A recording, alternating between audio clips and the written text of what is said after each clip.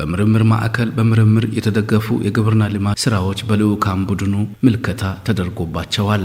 መሬት ላይ ያለው ተጨባጭ ውጤት በግብርናው ክፍለ ኢኮኖሚ የተያዘውን ግብ ለማሳካት ትልቅ አቅም እንደሚፈጥር ነው የደቡብ ኢትዮጵያ ክልል ምክር ቤት ዋና አፈ ጉባኤ አቶ አለማየሁ ባውዲ የገለጹት። በክልል ውስጥ ያሉ አምስቱ ማዕከላት እንደ ክልል እንደ ሀገር ያስቀመጥነውን ምርታማነትን ለማሳደግ በምርምር የተረጋገጡ ምርቶችን ውጤታማ የሆኑ ምርቶችን በሁሉም ተቋማትና አርሶ አደሩ ጋር አርብቶ አደሩ ጋር በማዳረስ የሀገራችን የምግብ ሉዓላዊነትም በዓለም ላይ የምናቀርባቸው ምርቶችም ውጤታማ እንዲሆኑ ወደ ኢንዱስትሪ የምናደርገውን ጉዞም በሚያሻገር መንገድ ለማሳለጥ ሚናቸውን የሚወጡ ተቋማት ናቸው።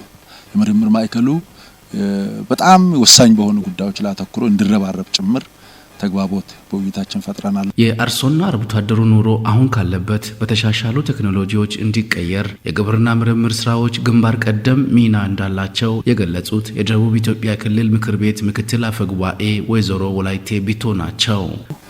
መብል ብቻ ሳይሆን ወደ ገበያም አውጥተው ምርትን በኢኮኖሚያቸው ራሳቸውን የሚያሳድጉበት ሁኔታዎችን ያየሁበት በጣም ለክልላችን ብሎም አሪዞንም ለደቡብ ኦሞም ይሄ ምርምር ማዕከል የሚያግዝ ነው፣ የሚሰራ ነው።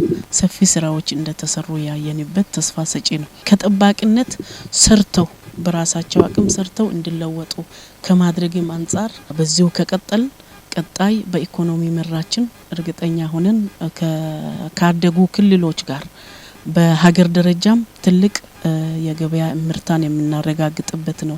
በምርምር የተረጋገጡ የግብርና ውጤቶች ወደ ተጠቃሚው በፍጥነት መሻገር እንዳለበት የደቡብ ኢትዮጵያ ክልል ምክር ቤት ግብርናና ገጠር ልማት ጉዳዮች ቋሚ ኮሚቴ ሰብሳቢ አቶ ጠንክር ጠንካ አሳስበዋል። ምርት መጠን የምናሰፋው መሬት ባዶ ሳይቆይ ሁሉም ቦታ እንዲታረስ በማድረግ የምርት መጠንን እንጨምራለን። ነገር ግን ደግሞ ምርታማነትን የምንጨምረው የተለያዩ ቴክኖሎጂዎችን በመጠቀም ነው። ስለዚህ ቴክኖሎጂዎች የተለያዩ ናቸው። እነዚህ ቴክኖሎጂዎችን ደግሞ ግብዓት የሚያቀርቡ በዚህ ዘርፍ በጣም የሚሰሩት ምርምር ተቋማት ናቸውና ያለ ምርምር ተቋማት ያለ ምርምር የተኛውንም አይነት ማሳካት አንችልምና ከዚህ አንፃር ደቡብ ኢትዮጵያ ክልል ምርምር ኢንስቲትዩት ሰፊ ስራዎችን እየሰሩ እንዳሉ እኛም በእኛ እየገመገምን ነው የቆየነው።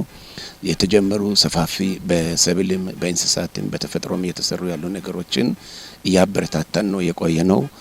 አሁን እዚህኛው ደግሞ ዛሬ ባየነው የምልከታው የመስክ ምልከታው በጣም ደስተኞች ነን። በጣም ደስ ብሎኛል። ይሄ ከምርምር ማዕከል ባለፈ ወደ አርሶ አደሩ ውስጥ ሊገባ ይገባል። አርሶ አደሩ ጋር ካልደረሰ ተጠቃሚው ጋር ካልደረሰ ምርምር መንገድ ላይ ይቀርሽ የሸልፍ ይሆናልና ይሄን ነገር አጠናክረን እኛም እንቀጥላለን፣ እነሱም ይሄን አጠናክሮ ይቀጥላሉ።